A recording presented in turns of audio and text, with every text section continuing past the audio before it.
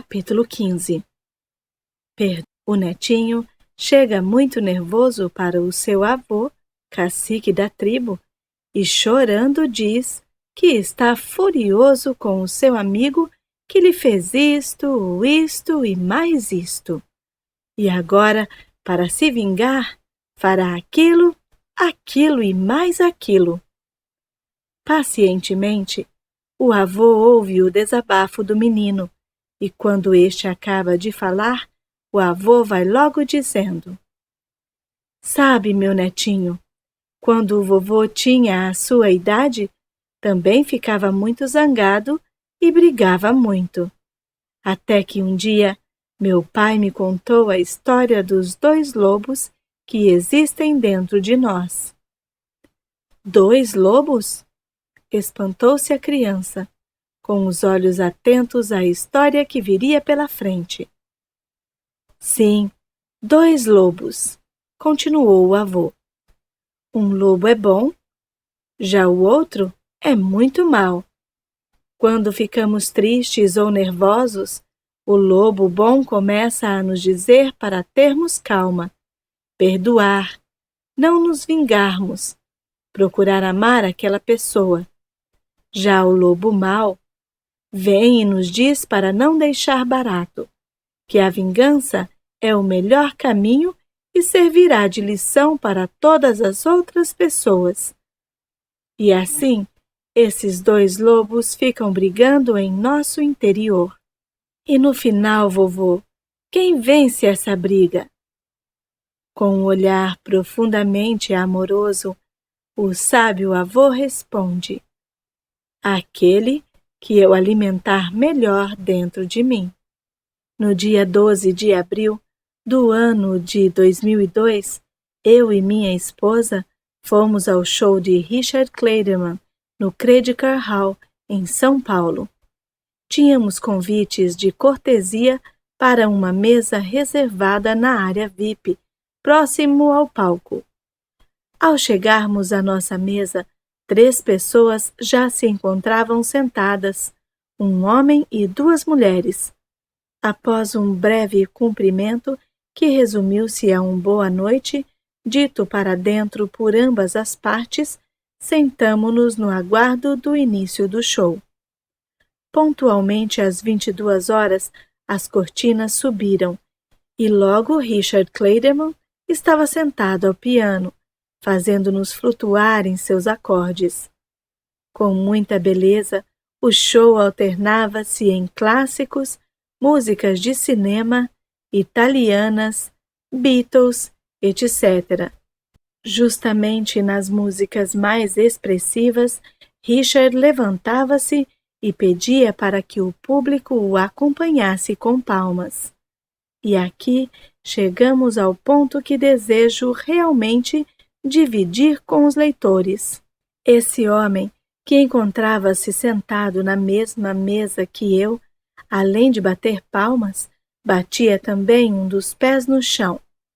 Sendo mais claro, ele quase afundou o piso com as fortes, pesadas ritmadas. A mesa chegava a balançar, e ele não parava. Quanto mais agitada a música, mais o chão se curvava. Num relance, pensei no quanto ele estava sendo desagradável, mas logo justifiquei sua atitude como sendo impensada. Talvez ele mesmo não estivesse percebendo que seu gesto expressando contentamento estivesse causando descontentamento aos demais. O show terminou, e tão logo demos as mãos, comentei com minha esposa sobre o tal pezinho. Ela confirmou que também estava incomodada e que estava espantada por eu não ter solicitado ao pezinho para que ficasse imóvel. Que ideia ela faz a meu respeito? No carro, enquanto voltávamos para a casa, comentamos novamente sobre o pezinho. Antes de dormir, concordamos sobre o quanto o pezinho foi chato. Ao acordarmos no sábado pela manhã, lembramo-nos do show e do pezinho saltitante. Foi então que percebi que eu havia sequestrado o pezinho daquele cavalheiro. Puxa, ele foi feliz para a sua casa. E eu, também feliz, trouxe o seu pezinho para minha casa. Nesse mesmo instante em que tornei-me consciente e reconheci meu erro, meditei por alguns instantes e lhe devolvi o seu pé para que continuasse a sambar feliz por aí. Aquele pé não me pertencia, mas esteve preso à minha mente, sapateando a noite toda. Por quantas vezes em nossa vida já nos chateamos com algum fato corriqueiro, e quando nos apercebemos dele, estamos dando mais valor do que realmente possui. Lembre-se que o perdão não é útil somente para grandes eventos de nossas vidas, mas sua aplicabilidade também se dá a pequenos aborrecimentos diários. Para que alguém morra afogado, não precisa estar com uma grande pedra amarrada ao pescoço, mas basta estar com seus bolsos cheios de pequenas pedrinhas que, no decorrer de algum tempo, lhe conduzirão à exaustão e imersão. Policiar-se constantemente é a base para se evitar o acúmulo de tais pedregulhos doloridos e inúteis. Autocontrole. Ninguém pode ferir você sem a sua permissão. O que nos fere não é o acontecimento em si, mas como reagimos ante esse acontecimento. A frase é mais ou menos essa, e toda a sua estrutura é embasada na verdade de que, independente da situação, sempre podemos nos manter no comando.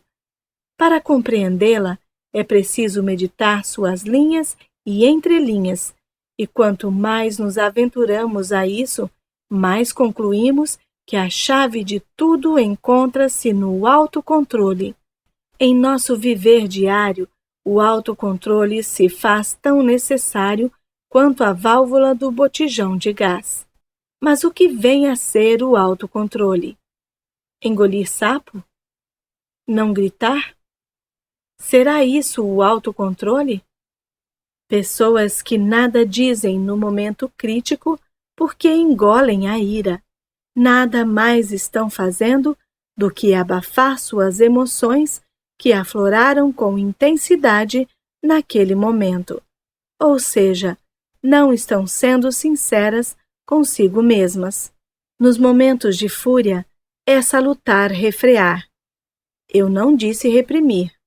Os pensamentos fervilhantes que saltam de emoção em emoção, no afã de impedir que eles determinem o nosso comportamento. Ocorre que, para a grande maioria, a opção refrear parece não constar no manual de sobrevivência. Tudo o que sabem é reprimir ou extravasar. O filme Eu Mesmo e Irene, com Jim Carrey, é sem dúvida alguma a mais bem-humorada explanação sobre o assunto. Experimente assisti-lo. Podemos retirar de um bom dicionário os seguintes significados para as palavras: reprimir, reter, proibir, violentar, tiranizar, punir, disfarçar, dissimular. Refrear, frear, dominar, moderar. Para elucidar ainda mais a diferenciação entre reprimir e refrear, vamos nos utilizar de um exemplo bem simples, a panela de pressão. Quando tampada e levada ao fogo, tem sua pressão interna em constante elevação, o que acaba por acionar a válvula de pressão que, rodando em círculos e eliminando o vapor, permite aquele característico ruído. Suponhamos agora que o ruído da panela de pressão seja o equivalente às nossas emoções internas fervilhantes. O que acontecerá se, visando a eliminar o ruído, travarmos a válvula de pressão? Certamente o ruído cessará, assim como é certa uma provável explosão, pois a pressão interna atingirá níveis insuportáveis. Isso significa reprimir. Também não posso optar por abrir a panela para aliviar a pressão. Ela explodiria do mesmo jeito. Sobra-nos, então, a alternativa mais sábia, que resolverá a questão em definitivo, sem consequências desastrosas. Se a panela, você, está sob forte pressão, liberando vapor e ruído, emoções exacerbadas, para todo lado, a solução é tão somente apagar o fogo, eliminar a causa e deixar a pressão aliviar. Isso significa refrear. Resumindo, podemos concluir que reprimir equivale a negar o sentimento, sem resolver nada. Dissimulando a situação, estamos tiranizando a nós próprios. Já o ato de refrear seria o mesmo que agirmos com moderação na causa. Sermos capazes de dominar a situação, utilizando-nos da inteligência. Esse, sim, seria o verdadeiro autocontrole. E sentir raiva, eu posso?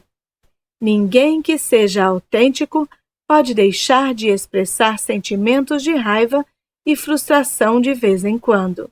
Essa frase pertence ao escritor David Ryback, com quem concordo totalmente. Sentir raiva é natural, mas sentir ódio não é natural. Ao contrário do que muitos religiosos afirmam, sentir raiva é natural, pois trata-se de um sentimento espontâneo que surge quando nos sentimos injustiçados ou em perigo. Do mesmo modo que a raiva vem, se não nos apegarmos a ela, irá embora naturalmente. Sentir ódio não é natural, pois é um sentimento cultivado, fruto da raiva repetida e acumulada. No Novo Testamento, encontramos o episódio em que Jesus expulsa os comerciantes do templo. Seja pela leitura da Bíblia, seja pelos inúmeros filmes já produzidos, está claramente expresso o sentimento de ira com que Jesus derrubava aquelas bancas, indignado. Passada essa emoção, Jesus nunca mais tocou no assunto, nem montou uma gangue para perseguir os comerciantes, nem utilizou-os como exemplo negativo em suas pregações. Como de costume, seus sermões continuavam recheados de amor e bem-aventuranças. Uma oração simples, mas eficaz. Em nosso cotidiano, somos desafiados por centenas de situações imprevisíveis. Desses desafios nasce o descontrole, a ansiedade, sentimento de derrota e de injustiça. Ao percebermos, estamos literalmente nos consumindo em razão do inusitado. Para que possamos manter o autocontrole, banir a ansiedade e desfrutar uma maior tranquilidade, precisamos aprender a não jogar os diversos problemas todos dentro de um mesmo caldeirão fervilhante, no fogo da preocupação. Devemos separar os problemas em duas categorias: os que podem ser resolvidos através da minha interferência e os que estão muito aquém de qualquer atuação de minha parte. Em sendo assim, poderemos canalizar toda a nossa energia e tempo em resolver o que pode e precisa ser resolvido, poupando desgastes inúteis. Muitas emoções negativas surgem quando não conseguimos seguir o conselho abaixo.